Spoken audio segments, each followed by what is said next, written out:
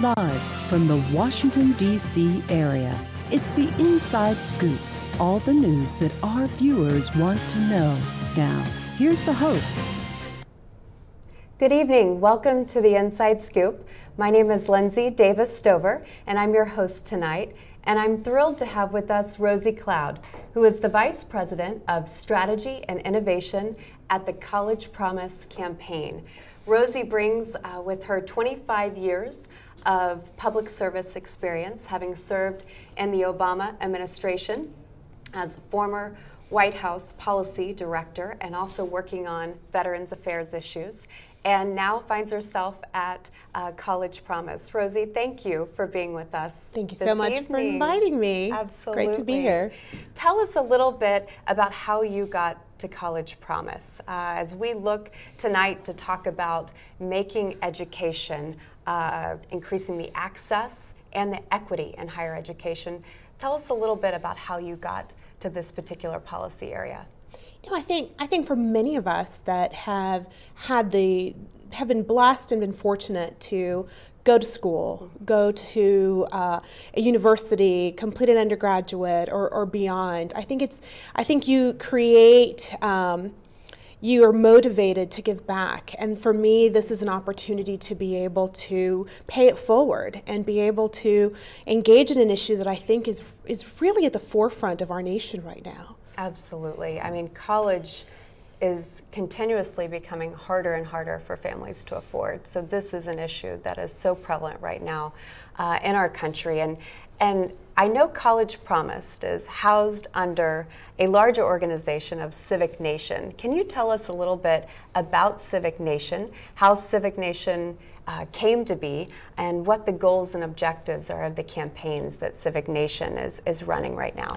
Well, if I talk about how passionate I am about College Promise, I would be doubly excited to talk about the other campaigns that reside within Civic Nation. Civic Nation is a public grassroots engagement initiative. It houses other campaigns that also tap on issues that are near and dear to, I think, all of us, from increasing equity for women, talking about grassroots and community celebrations around polling stations during elections, increasing awareness for students to engage them and reconnect them back into their community and encourage them to vote and get involved with their country. I think Civic Nation is a wonderful opportunity to really capitalize on that passion and the energy that we find across the country on these topics, but also to really provide some structure so that it turns into action. So everything about Civic Nation is taking these wonderful, bold ideas and then converting them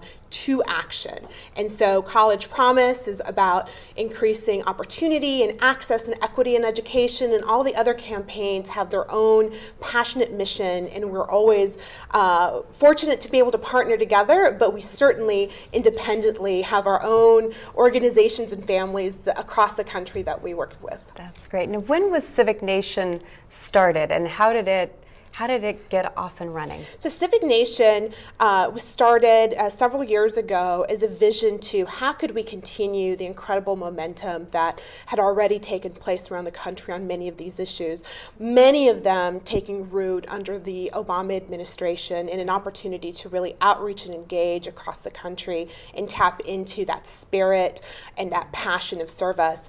College Promise soon followed suit in 2015.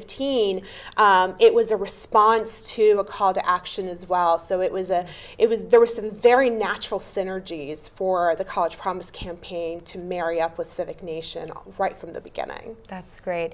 And it seems like an organization that really wants to include everyone, especially young people as well in parts of the different campaigns. Can you talk a little bit about how important it is right now to engage young people and some of the most important movements we have going on in our country right now?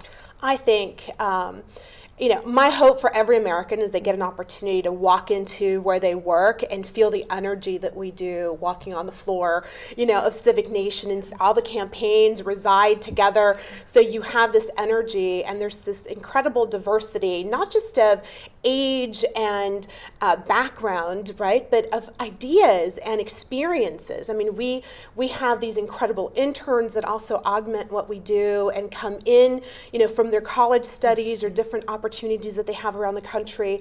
And this year we'll also be taking some international interns. So we're really excited about just harnessing the strengths that everybody brings to the table. And I think it's a testament of where America really finds itself at its best, right, is when we're all together in the room, rolling up our sleeves and making good things happen.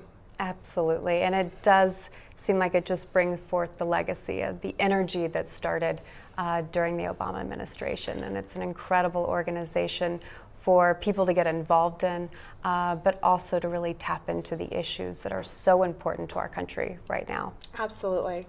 Now let's talk a little bit about college promise. This is an issue that is very near and dear to my heart. For me, going to college was tough. And I ended up having to take multiple amounts of student loans, and very publicly talked about last year still having a significant amount of student loan debt. Can you talk a little bit about what College Promise is, what it's going to do to help make higher education not only more equitable, but also to increase the access? Well, Lindsay, I appreciate you teeing up the conversation by admitting the realities of going to school. And I think in general, we haven't spent a lot of time around the dinner table discussing how do you go to college? Mm-hmm. How is it feasible, especially in a current environment where many parents themselves don't have the opportunity to have firsthand dialogue because they didn't have an opportunity to go to school beyond high school. We're fortunate 100 years ago, our country decided not only to remain competitive, but to really help transition into the new workforce to make high school free and accessible for its citizens 100 years ago, right? So, I think in College Promise, we recognize that things change, economies change, and we need to keep pace with that as well, right? In addition to looking at automation and the future of work dynamics that's really reshaping the workforce, education and the access and opportunities and equity of education needs to keep pace with that as well. And so College Promise is committed to really furthering that conversation and making sure that Americans understand that there's a lot of opportunity in America, and we want to make sure that we continue to unlock that American opportunity for all of our citizens. And education is just critical in order to be able to do that. Like you, I was faced with a decision, growing up, whether or not to go to college. And, I was very fortunate that my mother was the first in her family after moving to the United States to go to school. And it took her longer, and she worked through much of that.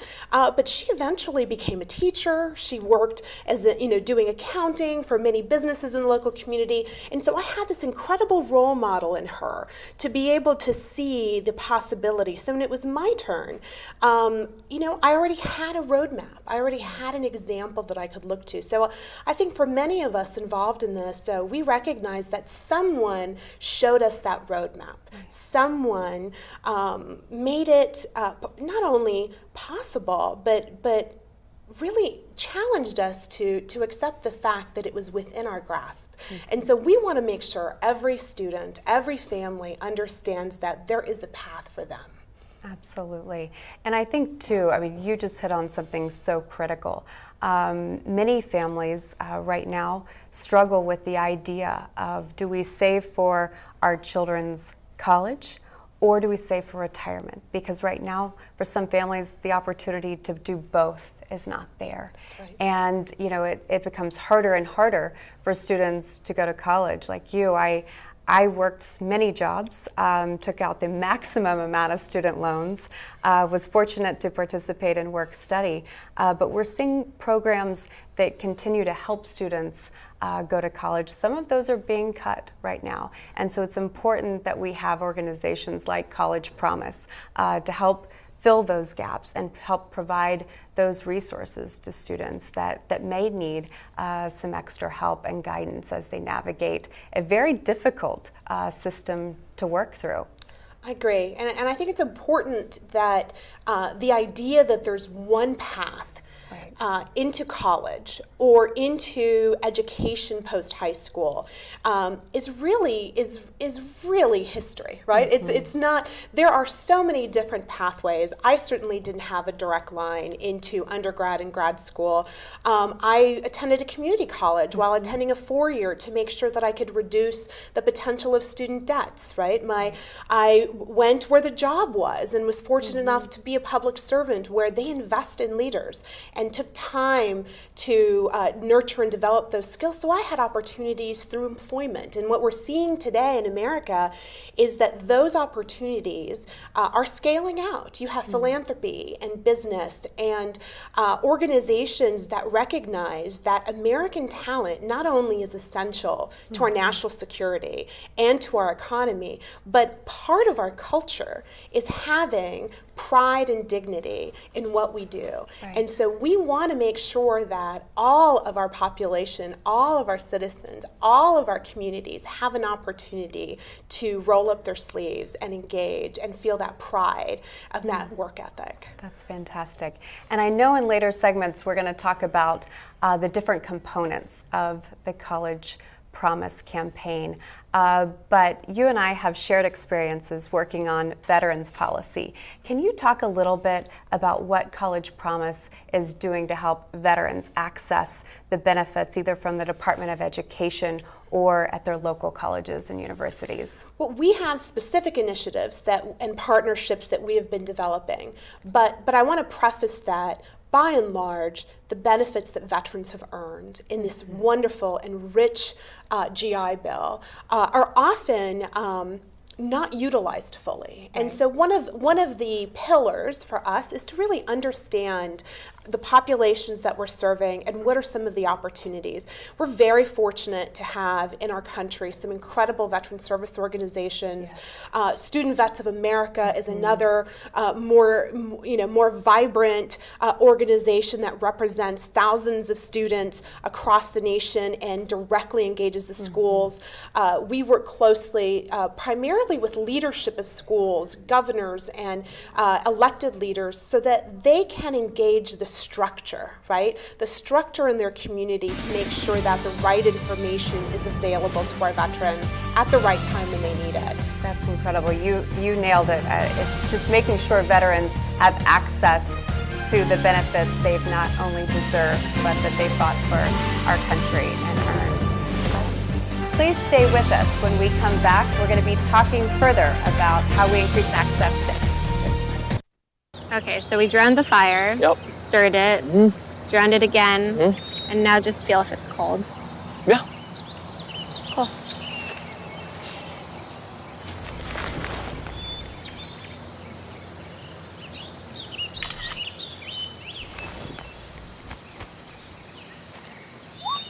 Smokey just gave me a bear hug. I know. I already posted it.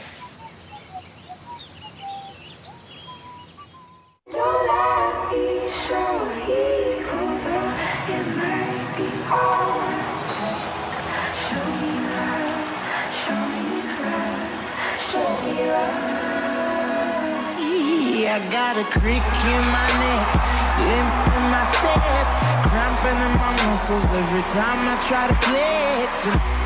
But I don't get on. That I can do was remember you. You know I usually stay now, but if you throw me love, I'll throw you some more.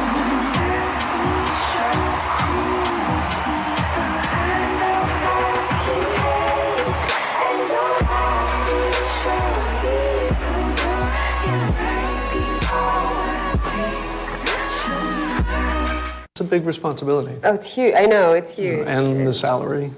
Oh my god, yes. I mean, Right? like, I was about to move in with my parents, and right before, so this saved me. I really believe in you, you know? Thank you. It's nice to hear that from someone. These are cool. Did you, what did you...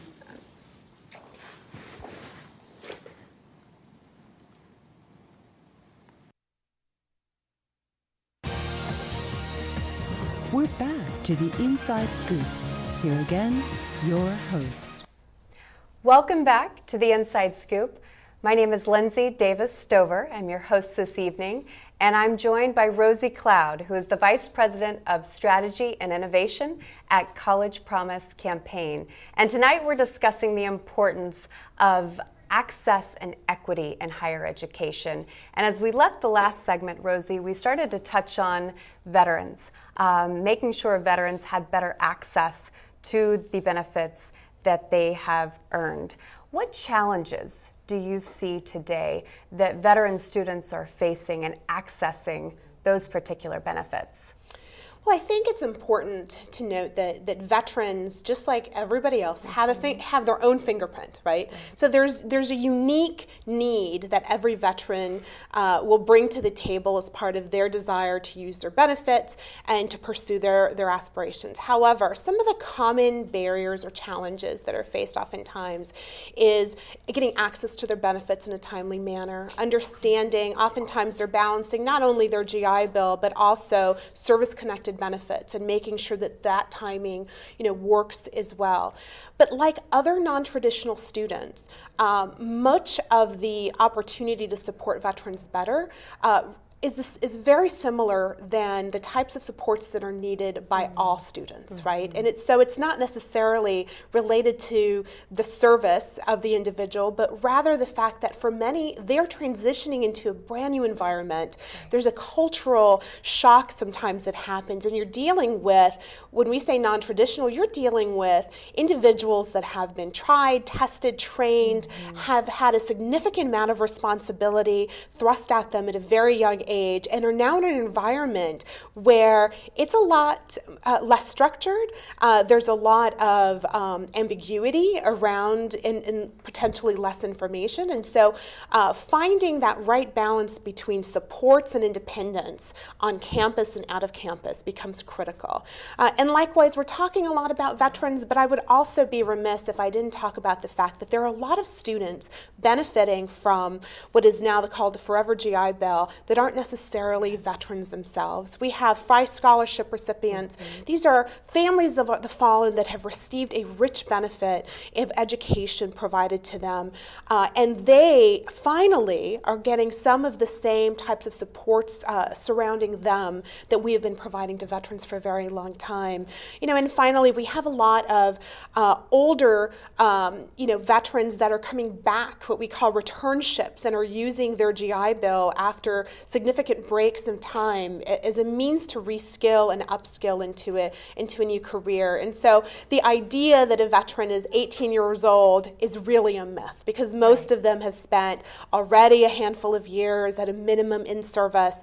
The vast majority, like I said, are also balancing the responsibilities of life outside campus, being whether it be a parent or head of household. And so we just have to evolve our thinking to really appreciate the realities of what our nation's warriors look like when they enter the classroom. Absolutely. And as you know, the Frye Scholarship in particular is something near and dear to my heart. My former boss, Congressman Chet Edwards, was the author of the Frye Scholarship, and it's an incredible opportunity for young people who have lost a parent in combat since 9/11. And we should be embracing, as you say, what that looks like for every child, every student, every veteran that accesses those benefits. Well, and we're grateful in the College Promise campaign to Chet, because he has helped us get the word out through town halls across the country, bringing some of these issues we're talking about into the campuses and at the forefront. And so it's partnering with leaders like him. It's partnering with leaders like Mayor Cabaldon in California, who are eager to really get in the game, if you will, and get the word out. That's fantastic. Well, outside of the work that College Promise is doing with veterans, let's talk a little bit more about students in general. What does the student population really look like right now that are attending higher education institutions in our country? I saw a statistic recently that 57% of students are attending a two-year college. Can you talk a little bit about what that population now looks like in our higher ed institutions? I think it's important, to again evolve our thinking about who are our students. The idea that you're fresh out of high school, away at college, living in the dorm and basically enjoying your time away from home is really not the reality in America, right? The vast majority of our students are around the age of 25. Many of them are older. You have the majority of them are commuting to work and commuting to school. They're balancing different types of responsibilities. The reason you're seeing the numbers of community colleges is that they are the opportunity for an adult American or a youth to be able to balance, because of the flexibility of community colleges in the local community, work and education. Community colleges are also, I would say, very attuned to the local labor market needs. And so when you have a single mom or dad or a working family who's also trying to pursue their education and get to that next promotion or that next career step, it makes sense that they're going to look at their community colleges and attend, because they're already servicing that local community. Absolutely. And you talked a little bit about students that are having to commute, and there's also a high percentage of the student population that is having to work while attending college. So I think you're right in the sense that our population looks so different now as far as the students who are attending colleges and universities and community colleges. Can you talk about right now, because we have such a high number of students that have to have 2 and 3 jobs. Many are in the work-study program. Talk about what that work balance looks like for many families in our country. Well, I think it's important to note that while very honorable, right, to work and go to school, the reality of it is that those students that are balancing those two very real responsibilities have much lower rates of completion.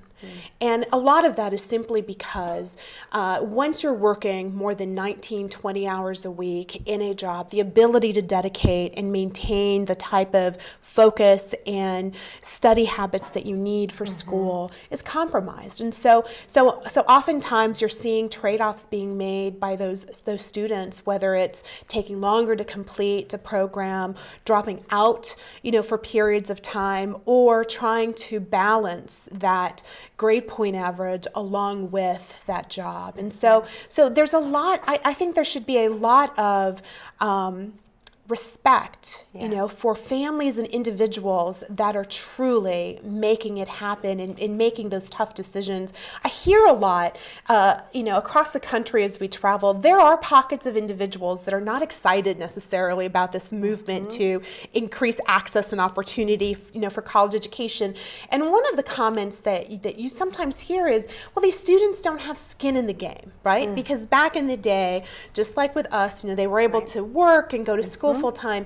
And so the conversation is really limited when you say things like folks don't have skin in the game, because I would say, when you look at the statistics and you see most of our single parents who are working and going to school, many of them well below, we're talking like 200%, below, poverty line for families, and they're making that effort to better themselves and progress. I consider that to be an individual that has skin in the game. Absolutely. When you talk about students oftentimes that are, balancing caregiving of elderly parents, or themselves are having to deal with, different life challenges as a head of household or parent, and then they at the same time are pursuing an education or trying to remain relevant. To me, that is a very American trait. It is. Right? And so I really would like to make sure as we go across the country country and talk about these issues, that we think of skin in the game a little differently, and that we also recognize that the cost of tuition has increased dramatically. You know, over the last 10, 20 years, we're looking at 250% increase in tuition, in fees related to higher education, and frankly, American salaries, wages, savings have not kept pace with that, right? And so it is very different than when you and I were making those decisions. As difficult as it was going to college and balancing those elements, it's almost impossible to maintain a living wage and maintain your responsibilities and then pay outright for tuition. And you did say, I want to make sure I heard this right, that the cost of tuition has gone up 250%. We have had significant increase, and it creates its own disincentive, if you will, to be able to encourage higher participation. Absolutely. And talk about the diversity of the student population today. What population of students, what does that look like in the diversity area? I mean, the good news is that we've had a significant increase in the diversity within campuses. I mean, in the last, several decades alone, we've seen a 300% increase in the Hispanic community of college students. We've seen a significant increase of, Black students attending college.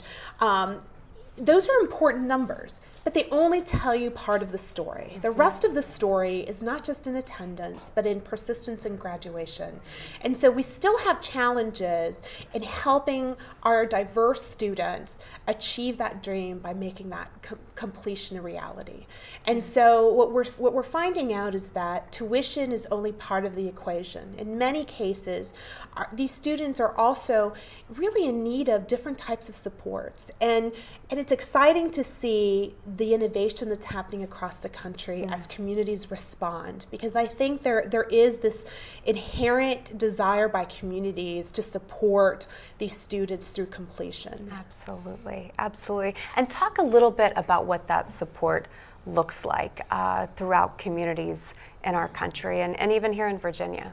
Well, I think there's tremendous examples to pull from across our country. Tennessee has led the way. The Tennessee Promise has certainly led many efforts in designing a program that was not only financially sustainable, but provided very important supports like mentorship throughout the education process. You have opportunities like Virginia, where the governor has recently expanded support of community colleges by providing them financial support to be able to innovate and transform their curriculum to be more relevant to employers. I mean, that is, again, tying the loop between college and career is so critical. You have Texas, West Virginia, California. We have 44 states across the country that have all taken up, the call to action and have created these support programs. That's great. Stay with us as we continue to talk about one of the most important investments we can make, and that's in education. We'll be back with Rosye Cloud right after the break.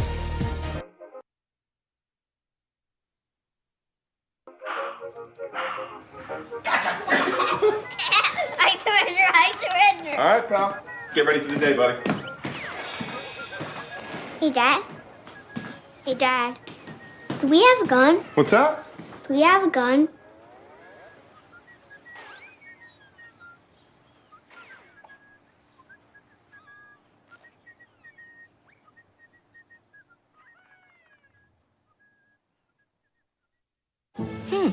Maybe you can make retirement happen. After all, you made this vacation happen. Double points with every purchase? Cleverly merging promotions. Love it.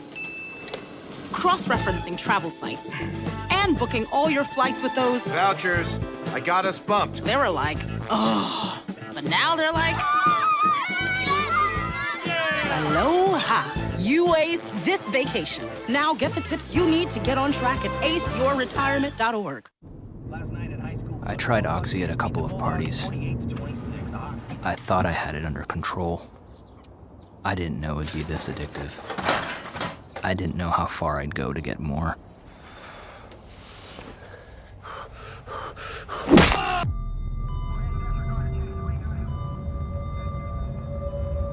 opioid dependence can happen after just 5 days. Know the truth, spread the truth. What to expect when you're expecting. Like here. A teenager. Today, I'm going to show you how to teen-proof your home. First step, hide the car keys. Preferably somewhere they would never look. Challenges will come up. Be ready for them. Hi, honey.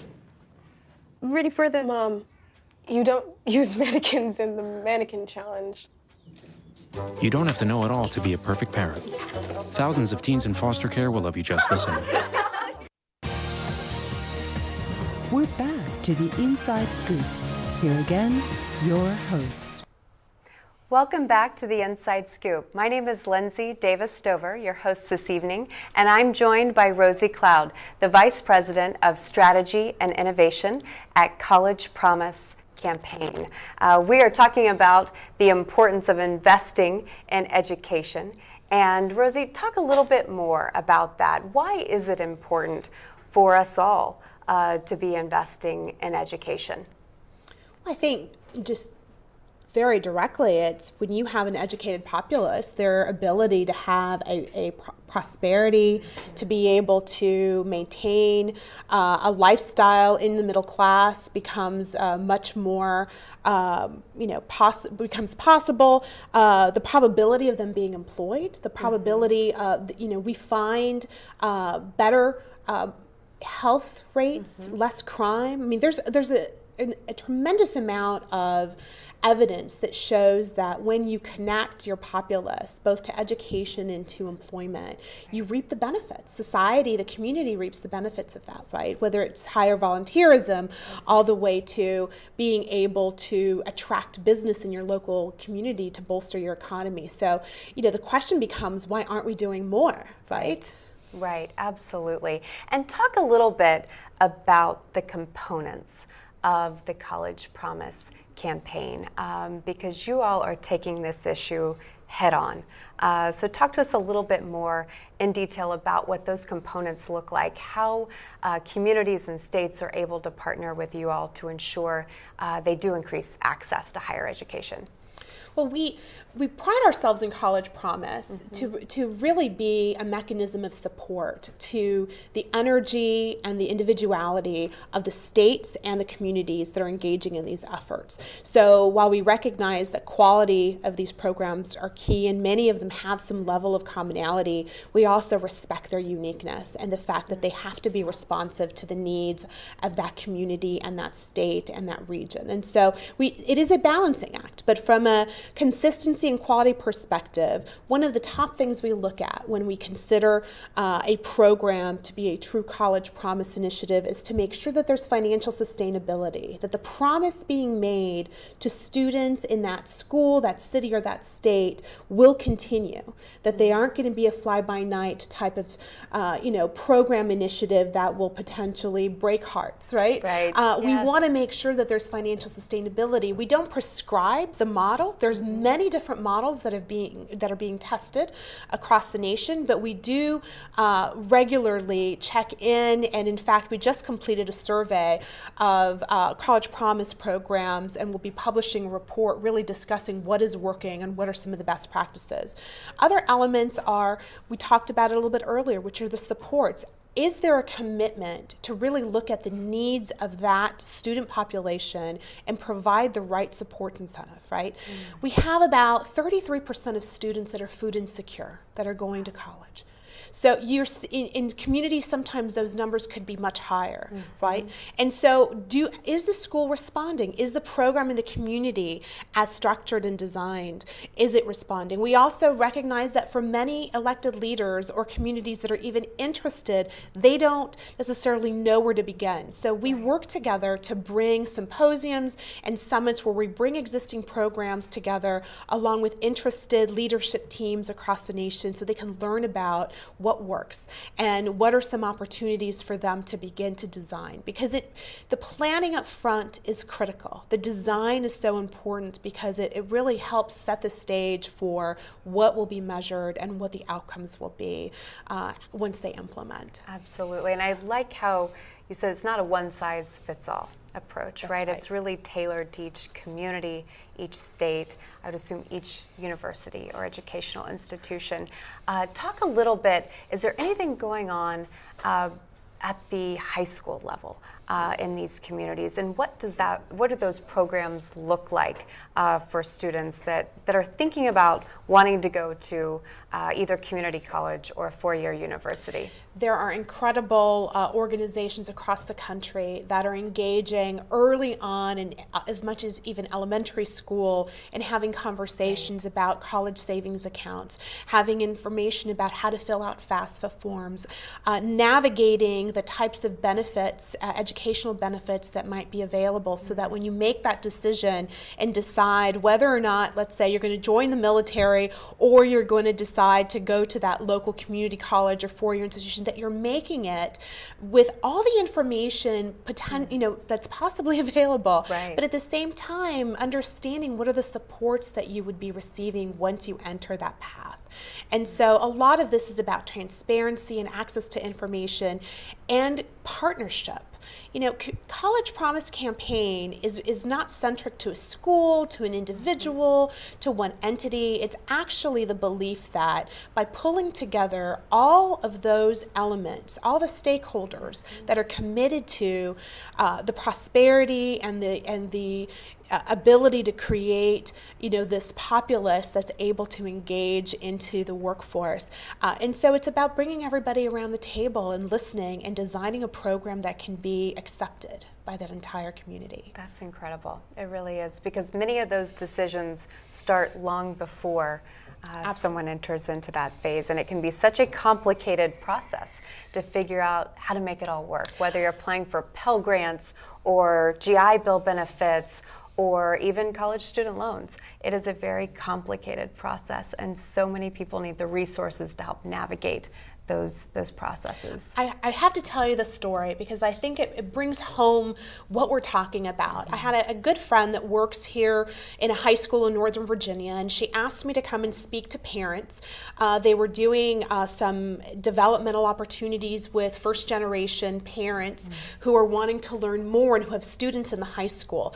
And during the conversation, I noticed this woman sitting in the back who had brought her dinner, which the event itself did not merit dinner, but I thought it was very interesting that she had brought her meal with her, and she had to leave before we were done, as we were discussing all these different opportunities. But as I was leaving, I encountered her because she actually works at the high school as part of the janitorial staff, and she had taken her dinner break to sit in on the conversation because her son was getting ready to graduate, and she wasn't sure that she could give him the mentorship and advice that he needed. So she pulled me aside and she said, I need him to talk to people that have gone to college, that see the opportunity, that can give him what I can't. And so what are the organizations that can help me? And so I was so moved by her desire to help, but also her commitment, right? Absolutely. And the ability to really put a name to the fact of here's the information that I need. And so we were able to connect her with some local resources, but I have to believe there are many other parents across America that are also struggling with the how do they provide advice and navigation to their child with this incredible amount of potential, and how do we help them make sure that we connect that son or daughter to that right opportunity. That's incredible. And so at College Promise, you're in a fantastic position to be able to bring those partners around the table, to have those important conversations about resources and access and how to navigate the complexities of it. Can you talk a little bit about what you've done in some communities that have really been champions and working to increase access to education? Well, we talk about the programs independently because they each lead, their own initiative. And so our job is to help support and bolster that. We were recently in a wonderful summit down in Dallas, Texas, where they launched their College Promise initiative. And it was very exciting because 6 months after their launch, they pulled together, a large swath of Texan, education leaders, because they realized that they couldn't just do it in Dallas. They wanted to really take on the state. They really wanted to improve the markers and share their data, share their best practices, experiences. And I found it so incredibly respectful of this core mission of helping others, because most schools are not necessarily eager to share their data or experiences. Sure. But that is what the College Promise movement is doing. It's opening up the data. It's opening up the opportunity to say, how can I learn from what others have been doing so that we create the right supports? California has also led the way in many ways. You've got in Sacramento incredible matriculation agreements between community colleges and four-year schools. We have that also here with Nova, where you've got a tremendous partnership between George Mason and Nova, and basically you can move back and forth and have very strong, agreements so that you don't lose any time that you've invested in your education. You're not having to recreate credit hours. And so we're seeing across the country this willingness to work across silos, listen to the needs of employers, potentially talk about to not just the education leaders, but also elected officials, nonprofits, everyone that's actually part of the team. And so that's what we'd like to continue to see across the country. That's great. And I would assume the position that you're in, you're able to take best practices from here in Virginia and expose people in other states to those, or expose the best practices in California to other communities around the country. I mean, you are in that unique position to kind of have a balcony view of what's going on across the country and be in a position to really help share those best practices. Because when you're talking about breaking down silos, that's an important piece, I would guess, as well. I think when you have that balcony view, you get an opportunity to see what really works.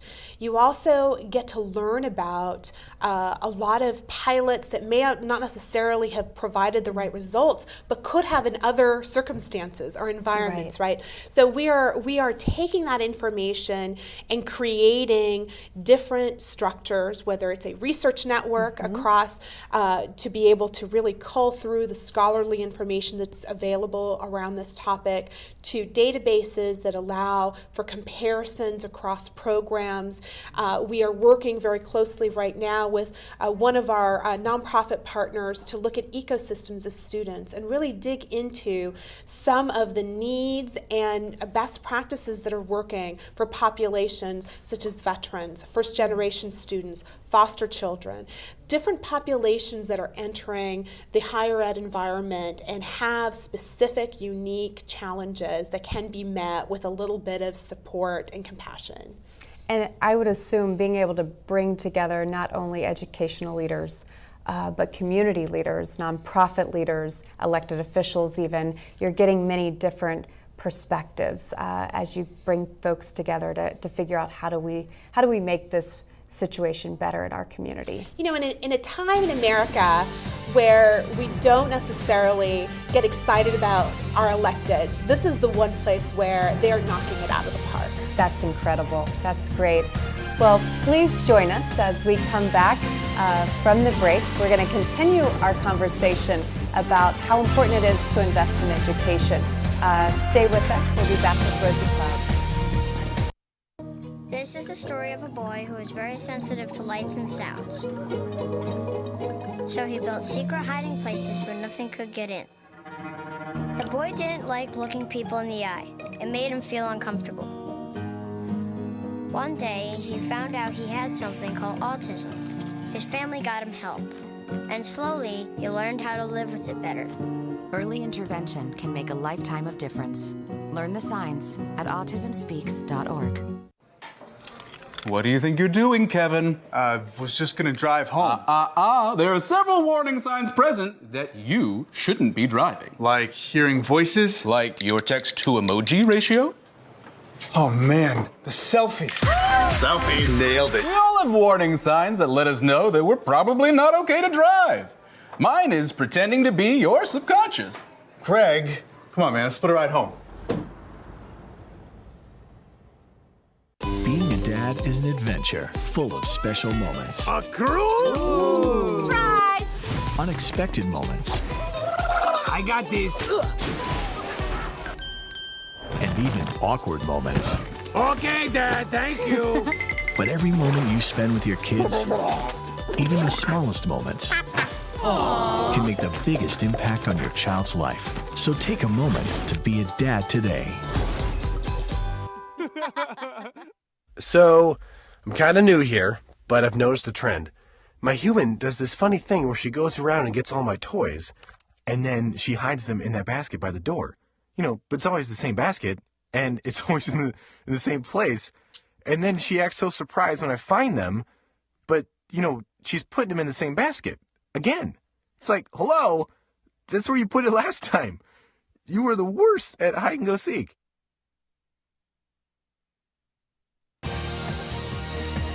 We're back to the Inside Scoop.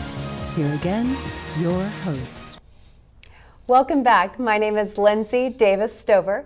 I'm your host this evening, and I'm thrilled to have Rosye Cloud with us, the Vice President of Strategy and Innovation at College Promise. And we have been talking about the importance of investing in education and the best practices that your organization has been able to see across the country. Can you give us an example of what maybe one or two of those have been that you've been able to share with other communities? Because as you mentioned before, it's not a one-size-fits-all, but rather it's community-based, community-focused, community-driven. But what is a best practice that your organization has been able to identify that other communities have benefited from? I think we've been fortunate in identifying a series of what I would consider promising practices across the country. And I mentioned earlier in the segment the ideas that Tennessee has had with regards to assigning mentors to students and how powerful it can be because they provide not only support with regards to navigating their college planning and curriculum and decision making, but also in motivating and providing them a view to the future as to how their life will be impacted because of this investment in education. So to see some of the best practices Tennessee has made and sharing them with other states has really been very, very fulfilling for us to watch that happen.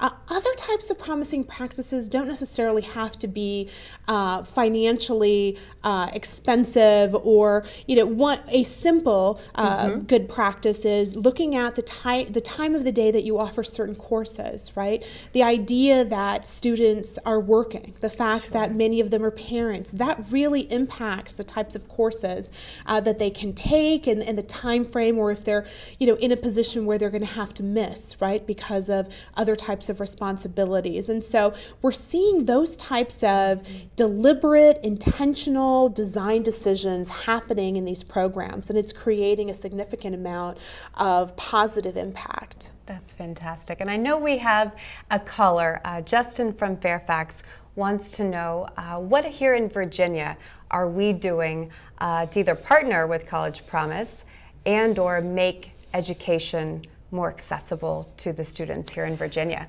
Well, I am very proud of what Virginia is taking on. In fact, we had a symposium November of last year where we brought together some elected leaders, and Governor Northam was wonderful to accept our invitation and to talk about his commitment and passion in wanting to really advance the opportunities for Virginians.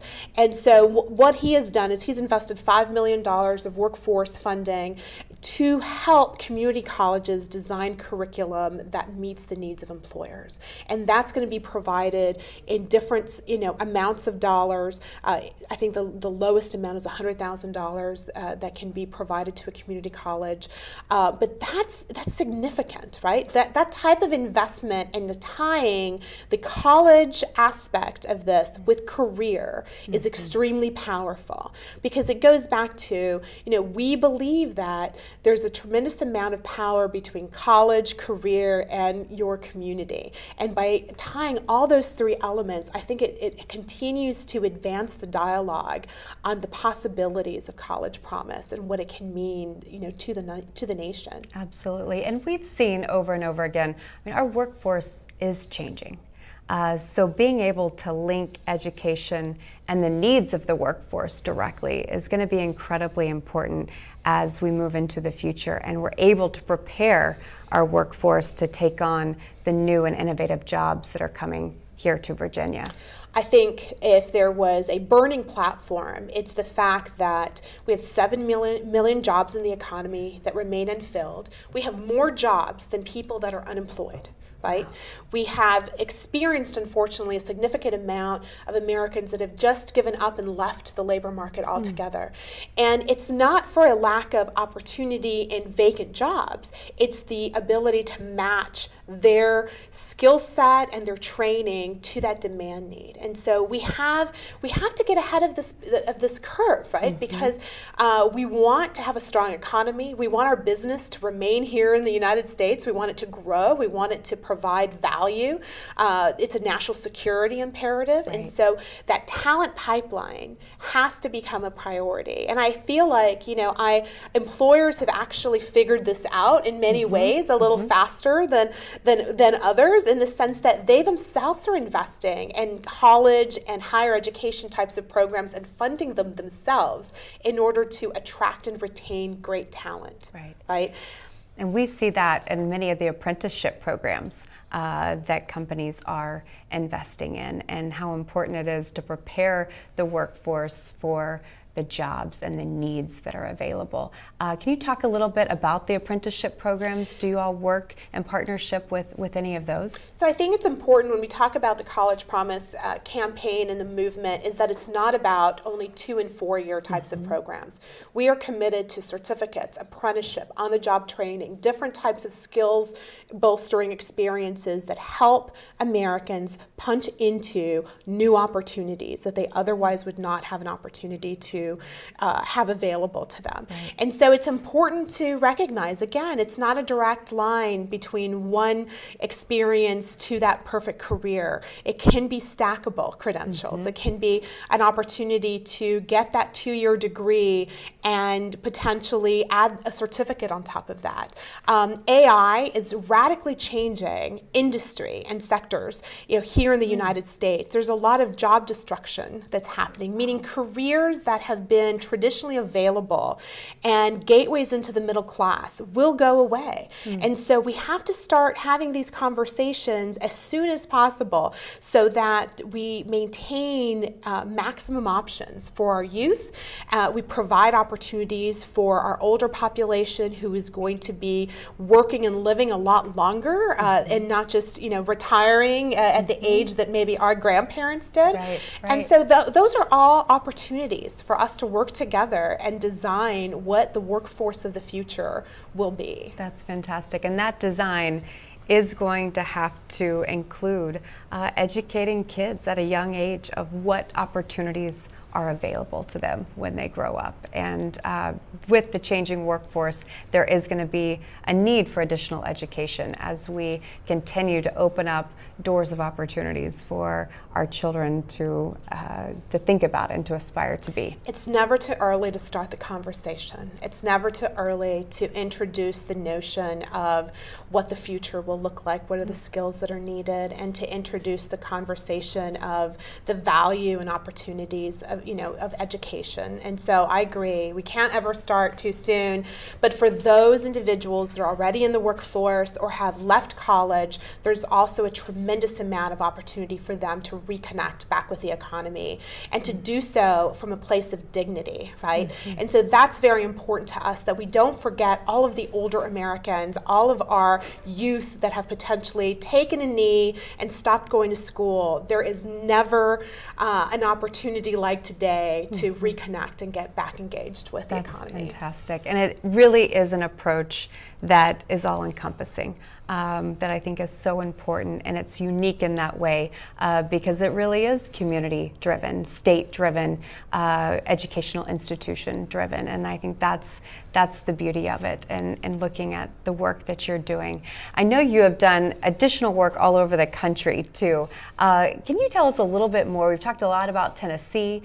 We, of course, talked about California, and obviously we've talked a lot about Virginia, which I know our viewers in particular are very interested in. Are there any other examples of some partnerships that you've had that College Promise really values and knows that there's some best practices coming out of? Well, we have a great partnership with the Boston community through an organization called Brighton Marine. And I personally support them in a volunteer capacity, so it's exciting to talk about their story. They're specifically have broken ground on some affordable housing units. They're going to make those affordable housing units available to individuals in their community that are interested potentially in service-oriented types of jobs, a priority given to veterans that are looking to relocate to Boston and are eager to go back to school but may not be able to relocate otherwise. And part of what I love about their design is the fact that they're being very deliberate and looking at some of the barriers that really prevent persistence in graduation, one of them being childcare. You know, it's exciting to see that for the residents of that community and the new affordable housing units, they're looking at taking measures like, can we offset the cost of childcare to make sure that both spouses are able to pursue higher education if they so choose, right? Or if there's a caregiver, can we wrap around services to make sure, can we provide mentorship and career counseling in their community so that they don't have to worry about commuting and doing that. And so it's exciting to see the innovation that's coming from organizations that would primarily not be traditionally in the education space. And it just goes to really, get at the heart of the fact that this is an American issue, right?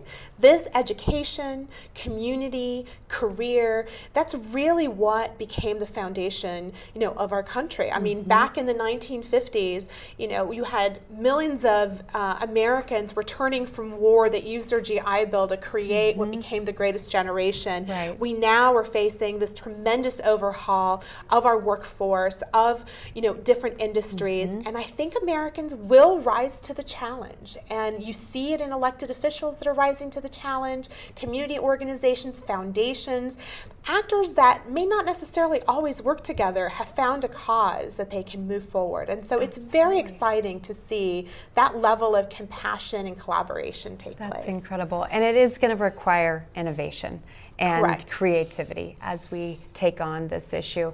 And it's exciting to see this issue bubble up at the forefront of what we're discussing today, even because it's an issue that touches so many families in our country. And it's important we have organizations like College Promise that can help us bring everybody together and really translate best practices from community to community. I agree. I think it's a wonderful opportunity. I'm so very proud of the team that we have as part of this campaign. They come from all walks of life. They all share a common purpose. And it's exciting to see their innovation as they look at ways that they can create more momentum and they can engage with new partners. That's incredible. If people want to learn more about College Promise, can you tell them where would be the best place to go? Yes. Connect with us at collegepromise.org or Twitter handle at collegepromise. Please reach out to us. We always have room for more. Thank you. Well, I want to thank Rosye Cloud for being with us this evening and talking about the importance of investing in education, the importance of making education more accessible and provide more equity in our system. Thank you for joining us.